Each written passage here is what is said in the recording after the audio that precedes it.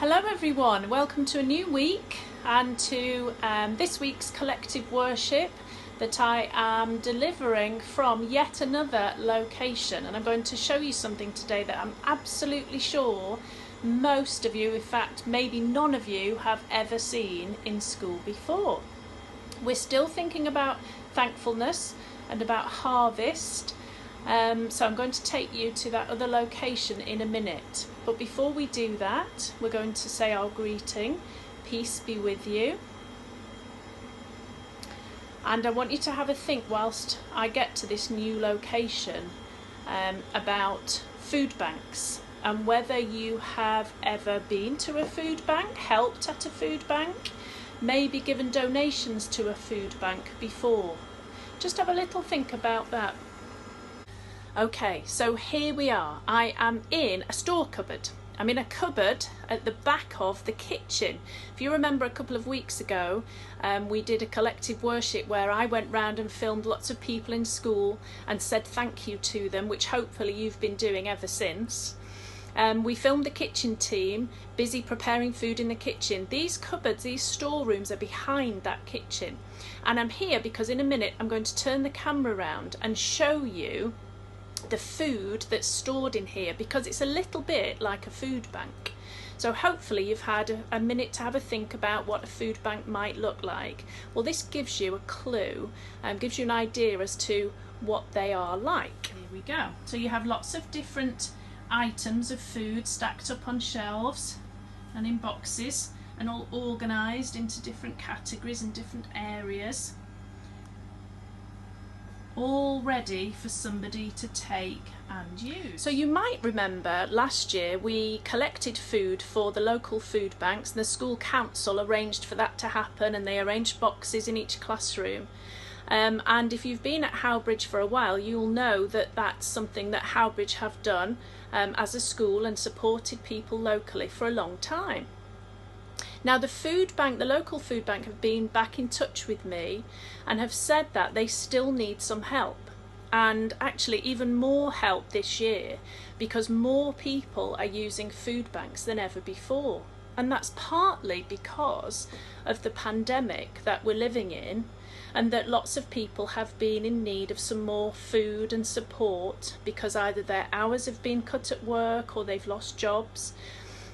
So as a church school, it's really important to us that not only do we think about people who maybe don't have as much as us, but we follow Jesus' example and we act. If there is something we can do to help, then we need to do it.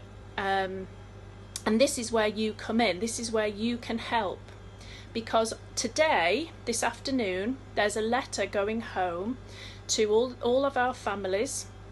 It's being emailed by the office to say how you can help and what you can bring into school that we can then transport to the food bank, so that the food bank people can distribute it or have it ready for collection by people that really need some extra support and some extra food at a difficult time.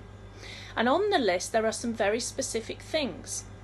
So when you get the letter this afternoon, have a really good read of it, look at it very carefully, and you will see that there are items that they are really in need of. And actually some of them aren't food, because some of the things that people need are hygiene items like washing powder.